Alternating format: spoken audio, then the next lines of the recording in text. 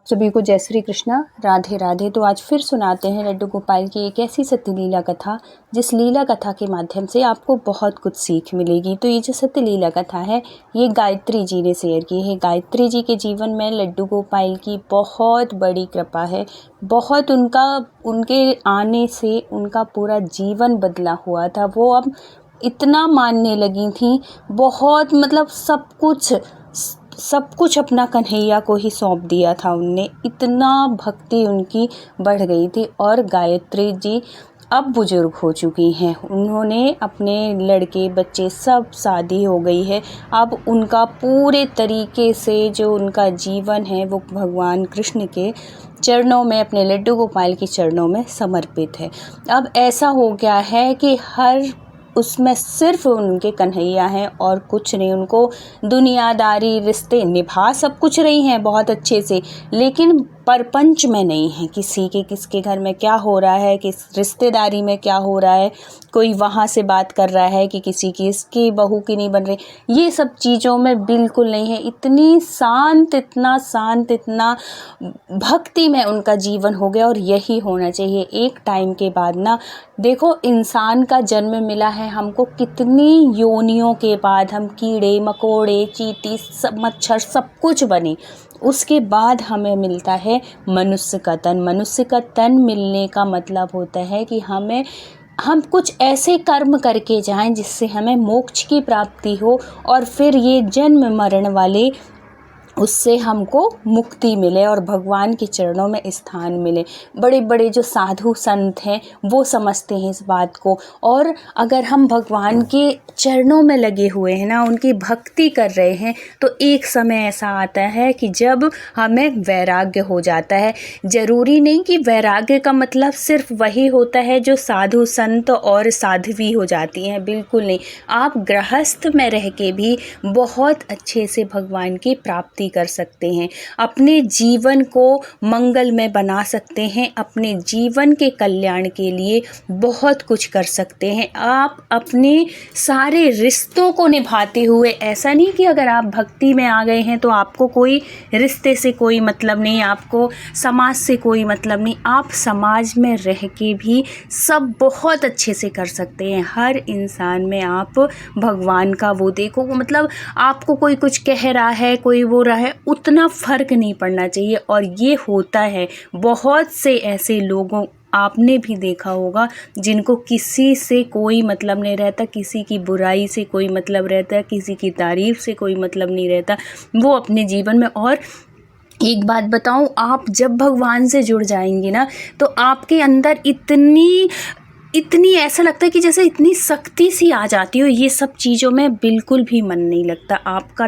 ऐसा लगता है जब कोई इस तरीके की बातें होती हैं या कुछ भी ऐसे दुनियादारी की ना, तो ऐसा लगता है कि यार हमारा टाइम वेस्ट हो रहा है। हम इतने में अपने कन्हैया के लिए कुछ कर लेते, उनके भजन कर लेते, उनकी माला जाप कर ले, कुछ भी, मतलब हम अपना जो समय है, जो हमारा एक एक मिनट इतना कीमती है, वो हम अपने कन्हैया को दे। जिस भी आप, ज़रूरी नहीं कि कन्हैया, जिस भी इष्ट को आप मान रहे हैं, आप उनसे अगर इतना कनेक्ट होंगे ना तो आपकी मुक्ति पक्की है। और अगर आपका इतने करोड़ योनियों के बाद अगर हमारा मनुष्य तन मिला है तो हमारा भी फ़र्ज़ बनता है कि हम भगवान की बनाई हुई रचना का सदुपयोग करें, है ना।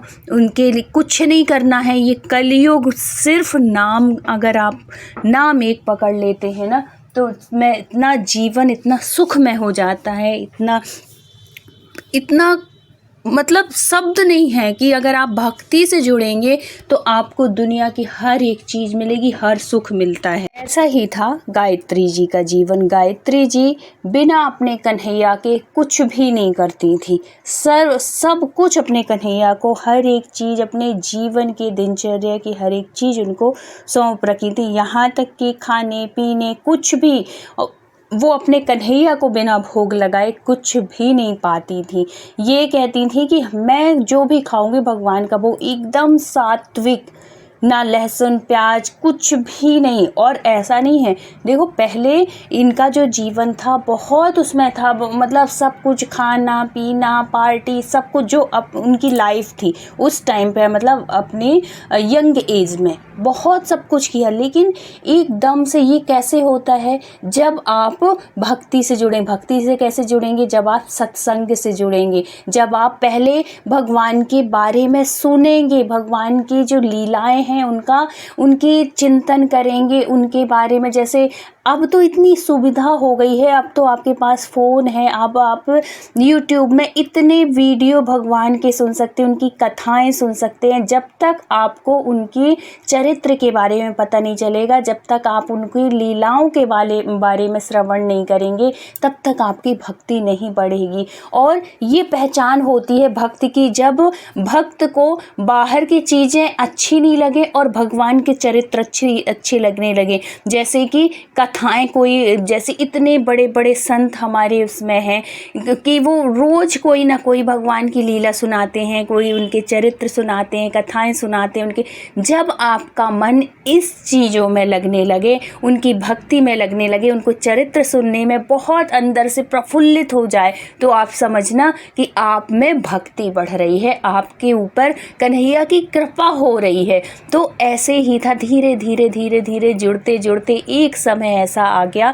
देखो धीरे धीरे ही होता है। पहले इन्होंने सुनना शुरू किया, सुनने से इनकी जो मति बुद्धि है वो पवित्र होने लगी। उसके बाद इन्होंने सब कुछ धीरे धीरे करके छोड़ दिया। अब उनका जीवन ऐसा हो गया था एकदम सात्विक, जो भगवान को भोग लगेगा, जो उनको भोग लगता है वही वो खाएंगी, मतलब एकदम सात्विक वो। और पहले कन्हैया जी नहीं थे, जब ये भक्ति उनकी बढ़ने लगी तब उन्होंने कन्हैया को लिया, वृंदावन गई, वहाँ से बांके बिहारी के वहाँ से कन्हैया को लेके आई, मतलब लड्डू गोपाल को, और फिर उनकी सेवा शुरू की। तो सेवा तो जो भी भक्त करेगा उनकी सेवा में तो बहुत कृपा है, बहुत चमत्कार है। आप सोच भी नहीं सकते हैं कि उनकी सेवा के बाद आपके जीवन कैसे बदलता है। देखो बदलने का मतलब ऐसा नहीं है कि आप करोड़पति हो जाएंगे, सिर्फ पैसे कमाने ही जीवन नहीं होता है।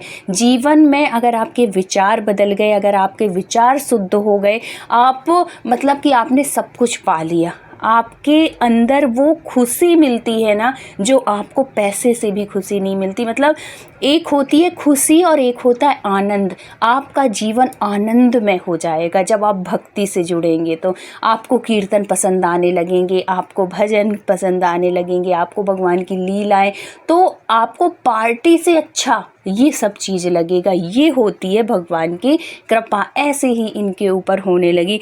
इन्होंने अपने दोनों बच्चों की शादी कर दी, एक बेटा था और एक बेटी थी। बेटी बस शादी होकर ससुराल चली गई, बहू आ गई इनके घर में। और देखो जब भगवान से हम जुड़ते हैं ना तो हमारा स्वभाव एकदम सरल हो जाता है। तो इनकी और इनकी बहू की पटती भी बहुत थी, बहुत, मतलब ये कभी ये भाव से नहीं वो करती थी कि मेरी बेटी है तो उसके लिए अलग और बहू है तो बहू के लिए अलग। नहीं, बहू को भी वही दर्जा इन्होंने दिया हुआ था। तो जब सामने से आप किसी भी लड़की को, कोई दूसरे घर की लड़की आती है, उसको इतना प्यार मिलेगा तो उसका भी फ़र्ज़ है कि वो भी सामने से प्यार ही देगी, है ना। और ये भी नहीं कह सकते हैं कि भाई प्यार करो सामने से तुमको वो ना मिले। तो आज के टाइम पे भी बहुत दुष्ट से दुष्ट बहुएं भी हैं, सासें भी हैं, दोनों का रिश्ता भी, लेकिन दोनों में समझदारी अगर है ना तो घर जो परिवार है वो स्वर्ग जैसे बन सकता है। अगर घर में सुख शांति रहती है, आपके घर में लक्ष्मी का भी वास होता है और मन एकदम शांत रहता है, उसी घर में लक्ष्मी विराजती हैं जिसके घर में कलह नहीं होती, जिसके घर में सुख शांति रहती है। तो ऐसे ही था इनके साथ में। दोनों सास बहू की बहुत अच्छे से बनती, सब कुछ बहुत अच्छे से, और इनको किसी चीज़ से कोई मतलब नहीं रहता था। बस ये अपनी भक्ति में लगी रहती थी, अपने कन्हैया की सेवा करती थी, बस हो गया। बहू क्या कर रही है, क्या बना रही है, किचन में झांकना, ये करना, उसकी बुराई उसकी भलाई, कोई मतलब नहीं। और क्या होता है कि जो गायत्री जी थी वो कुछ दिन से वो बीमार सी हो गई थी, उनकी तबीयत सी सही नहीं लग रही थी। तो अब सारा जो काम था चाहे वो लड्डू गोपाल का हो, चाहे वो किचन घर का हो, सब कुछ बहू संभाल रही थी और बहुत अच्छे से कर रही थी, कोई दिक्कत नहीं हो रहा था।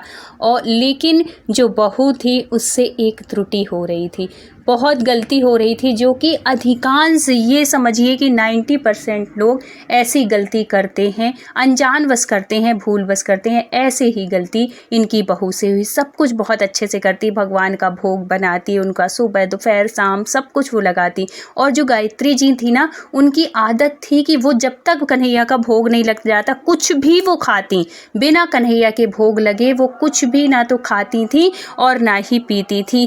तो चाहे वो जूस पिए तो भगवान का पहले भोग लगा दो फिर मुझे देना, चाहे वो दूध पिए तो पहले भगवान का भोग लगाओ फिर मुझे देना, और चाय भी पीती थी तो पहले वो कन्हैया को भोग लगवाती थी फिर ही पीती थी। और जब स्वस्थ रहती थी तब भी वो कन्हैया का भोग लगाती थी, उसके बाद ही चाय पीती थी। लेकिन हमें कन्हैया को, ठीक है आप अगर सब बिना उनके समर्पित आप कुछ नहीं खाते हो तो आप चाय का भी भोग लगा सकते हो, कोई वो नहीं है, क्योंकि हम हर चीज़ भगवान को समर्पित करके खाते हैं पीते हैं, तो कुछ भी नहीं, क्योंकि भगवान कुछ भी ना खाते हैं ना पीते हैं, सिर्फ वो आपका भाव देखते हैं, वो सिर्फ भाव के भी भूखे हैं और उनको कुछ भी नहीं चाहिए, आपके भाव से ही उनको तृप्ति होती है।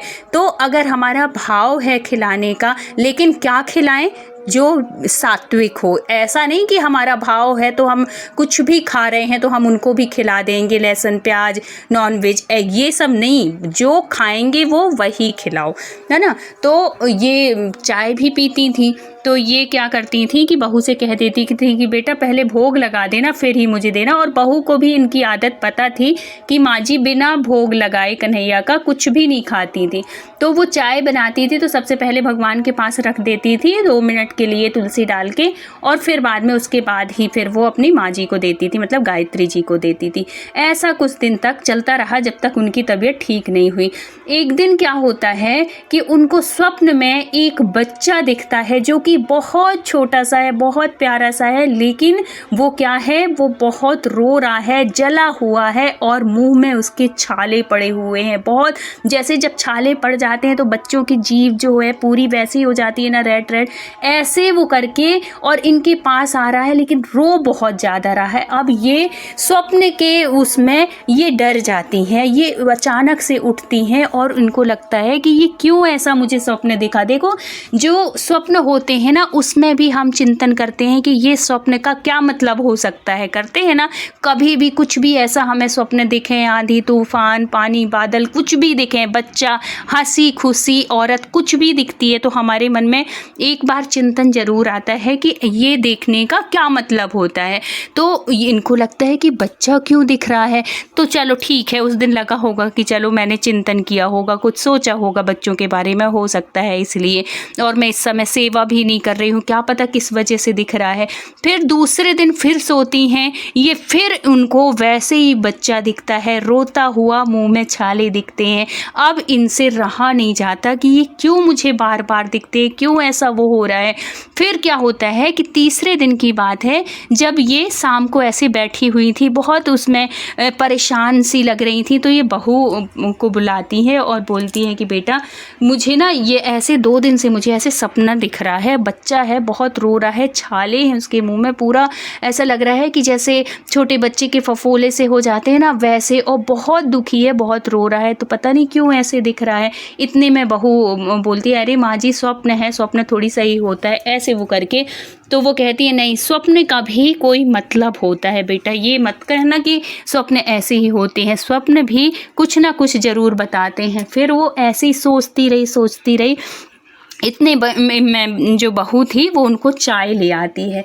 चाय जैसी पीती हैं, चाय का एक घूंट ही जाता है कि उनको एकदम से उनके मन में लगता है कि गरम गरम चाय, ऐसा तो नहीं कि ये रोज़ पिलाती है तो उसकी वजह से मेरा कन्हैया का मुंह जल गया हो। देखो ये भक्त के भाव होते हैं, है ना तो कन्हैया कभी ऐसे वो करते ना, लेकिन भगवान क्या है, भगवान भक्त के भाव के वश में है, भक्त के वश में। अगर भक्त जैसे भी भाव से उसकी सेवा करते हैं वैसे ही वो अनुभूति कराते हैं। वो उनको एक छोटे बच्चे के रूप में सेवा करती थी, एक बिल्कुल वैसे बहुत प्यार से, बहुत उससे लाड़ से रखती थी अपने कन्हैया को। तो चाय का भोग ये भी लगाती थी, लेकिन इनके लगाने का तरीका दूसरा था। और बहू का, क्योंकि ये भाव की बात होती है ना, तो जब वो बहू से कहती हैं कि बेटा चाय का भोग कैसे लगाते हो, बोले माँ जैसे आप रोज़ लगाती हैं, मैं देखती हूँ आपको भगवान के पास तुलसी दल डाल के रख देती हैं। बोली कुछ बोलती नहीं। बोली क्या बोलूँगी मैं, भोग लगा दी, आचमनी से पानी वो कर दी, हो गया। तो वो बोली कि बेटा कुछ नहीं, ये जो मुझे स्वप्न दिख रहा है ना, इसका कुछ और कारण नहीं, मेरा कन्हैया जला हुआ है 2 दिन से 3 दिन से, जो इतने दिन से वो चाय पी रहा है। तो देख मैं भी चाय पिलाती हूँ, लेकिन मेरे चाय पिलाने का तरीका दूसरा है। मैं जब भी उनके पास चाय रखती हूँ तो मैं सबसे पहले कहती हूँ कि कन्हैया बहुत गर्म है लाला, थोड़ी फूंक के पी लेना। जैसे हम छोटे बच्चे को फूंक के, कोई भी चाहे दूध हो कुछ भी वो करते हैं, अगर गर्म है तो हम पहले फूंकते हैं ना, या बच्चे से भी कहते, तो बच्चे भी कोई छोटे छोटे आपने देखा होगा कि छोटे छोटे जो बच्चे होते हैं ना, वो भी पहले फूंक मारते हैं फिर वो पीते हैं, ताता ताता ऐसे करके, है ना, पहले फूंक के वो करते हैं। तो वो उनकी जो आदत थी, वो हमेशा अपने कन्हैया से कहती थी कि कन्हैया गरम बहुत है लाला, थोड़ी फूंक के पीना, ऐसे। तो देखो भगवान तो भाव चाहते हैं, हम उनको जिस भाव से खिलाएंगे, जिस जैसे प्यार से खिलाएंगे, वो वैसे ही पिएंगे। और ये क्या था, और इसमें बहू की भी कोई गलती नहीं। अब वो थोड़ी जानती हैं कि माँ जी अंदर मन ही मन अपने कन्हैया से क्या बातें करती हैं, क्या बोलती हैं, क्या कहती हैं। वो तो रोज़ देखती थी कि माँ जी कन्हैया के सामने रोज़ चाय रखती हैं, उसमें तुलसी दल डालती हैं, और वो अब मन की तो थोड़ी जानती है, वो तो कन्हैया जाने और वो गायत्री जी जाने। तो वो समझ जाती हैं, और तबीयत तो थोड़ी अब ठीक हो रही थी। अब वो जाती हैं अपने कन्हैया के पास और उनके मुंह में खूब हाथ लगा के खूब हाथ फेरती हैं और कहती हैं लाला 2 दिन से तुम जल रहे हो, बताओ आज मुझे बता दिए, मुझे 2 दिन से बता रहे हो कि मैं जल रहा हूँ, मेरे मुंह में छाले हो गए, तो लाला मुझे माफ़ कर दे और मेरी बहू को भी माफ़ कर दे, क्योंकि वो उससे भी अज्ञानवश हुई है, ये गलती उसने जानबूझ के नहीं की है। और मैं तो तेरे से रोज़ कहती हूँ कि बेटा फूंक के पी लाला, फूंक के पीना, तो तू तो फूंक के पीता है। मतलब ये भक्त के भाव होते हैं।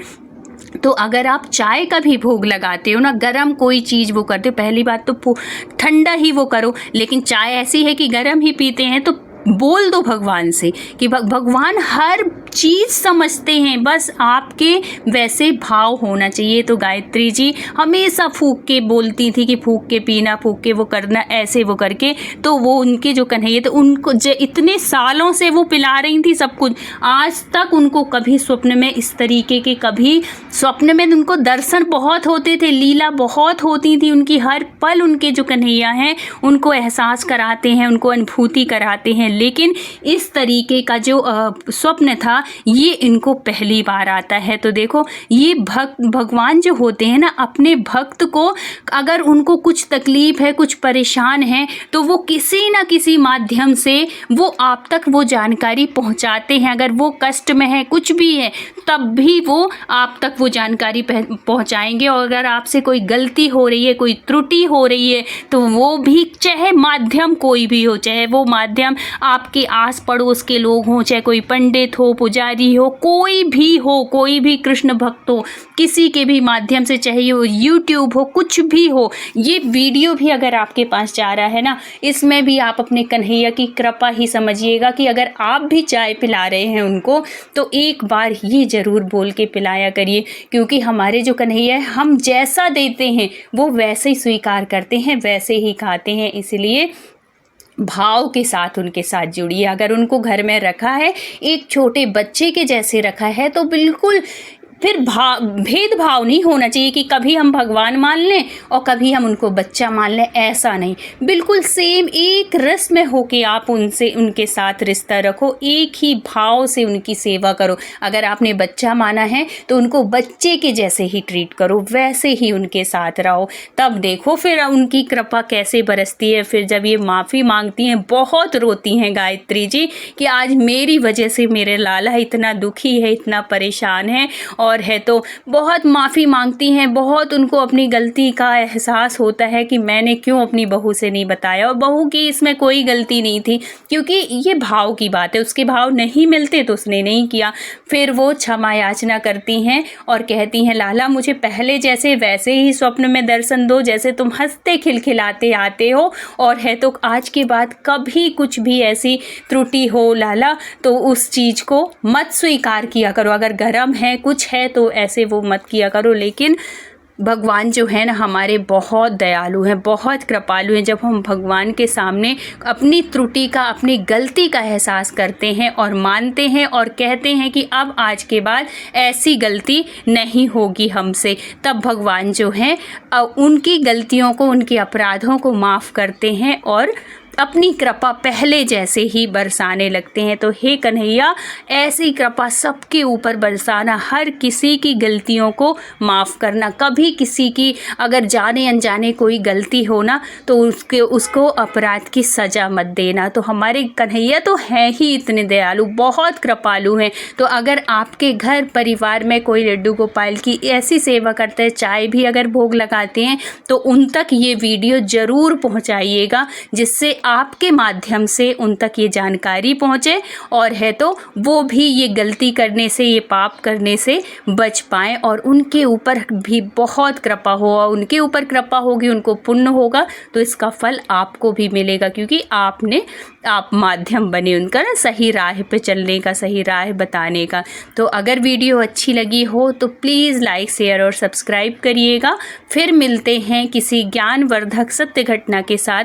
जब तक अपना ख्याल रखिए, अपनों का ख्याल रखिए। Thank you so much full watch करने के लिए। राधे राधे।